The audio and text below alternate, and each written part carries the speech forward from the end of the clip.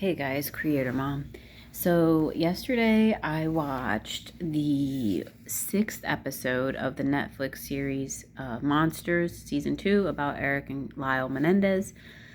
Um, and now the show is doing an interesting thing. It's turning our hearts. The tides are changing because now they're showing another side to the parents. They're showing, well, it's interesting because they show that the mom is at therapy. This is obviously before they got murdered. Um, and she's telling the therapist, I hate my kids, you know? So this woman hates her kids. That's clear in the show.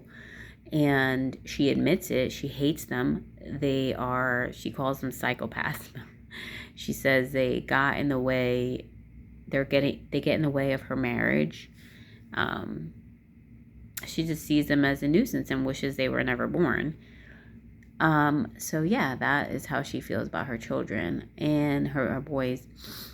And then they show the dad confessing that like his mom had done something to him sexually as a child, and because it shows them in couples therapy also, and the therapist says, "Have you been sexually abused?" She asked the dad and the father. And he says, why would you ask me that? And he storms out angry. And then they show him on the phone calling his mother. They're Cuban, I believe. And he goes, why did you do that to me as a kid, you know? And she's like, what are you talking about? Like, she tries to act like she doesn't know what the hell he's talking about. And they show him crying. So the show is now giving you a little bit of heart, a little bit of empathy in a way for the parents, kind of. But at the same time, you see, and then it makes you question: did the sexual abuse happen really? Because it shows Lyle Menendez in prison, putting on a good story and a good, kind of manipulating, if you will, the jury in this sexual abuse story. And but the thing that kind of keeps you hanging on to the fact that this story may very well be true is, well, first of all, he's disclosed it to his cousin in the past and a friend. There's that. And then also, as he's telling the story in court, his brother Erik, who comes across as definitely way more empathic, doesn't seem as capable of lying as Lyle does. He kind of gets emotional, but again, you're like, is this like an act, or you're just like, Erik seems much more genuine. We know that Lyle has this ability. At this point, we see that Lyle has this ability to mostly be shut off to his emotions. He looks like he is a narcissist, or, has gotten that narcissistic part. It's funny because I was watching this video and I really didn't think much of it, but this guy was saying how, like, basically two people, and I said this, he said basically what I said in previous videos, and I didn't even get it from a video or anything, but that basically narcissism and empathy are kind of like two extremes of the same line, if you will. And it looks like Erik went one way and Lyle went the narcissism way. Both are ways to get your needs met or something. I don't know, that's what this guy was saying. So Lyle seems like all the shit he might have endured, if it was true, he has the ability to not think anything of it, to lock that away somewhere, but he can describe it and bring up emotions, but they're like fake because mostly he's turned off and kind of cold and numb. So the events could have been real, but he really doesn't truly care about that or something. Because after the court, they show him on a phone. You know how groupies send letters to inmates? Well, he got a groupie and he's been talking to her on the phone in prison. So he tells her, but they don't show her face, but they show she's recording the conversation. So maybe she's some type of journalist pretending to be a groupie.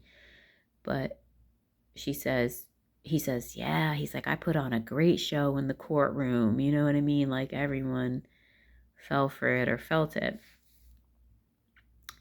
So that scene makes you really question, like, okay, these events could have happened to this kid, but he just developed a narcissistic personality where, he just is shut off to really caring about that. He doesn't really give a shit about that. He cares more about manipulating people and seeming a certain way. And he loves the fact that there's groupies sending him letters. Like, he kind of shows that, yeah, he, could be some type of psychopath in the show. But Erik doesn't really come across that way. But we could be surprised. I'm only on episode 6. So, what else did I want to say? There's a lawyer, I think he's a lawyer, who makes fun of the criminal lawyer that's defending Erik. No, that's defending Erik.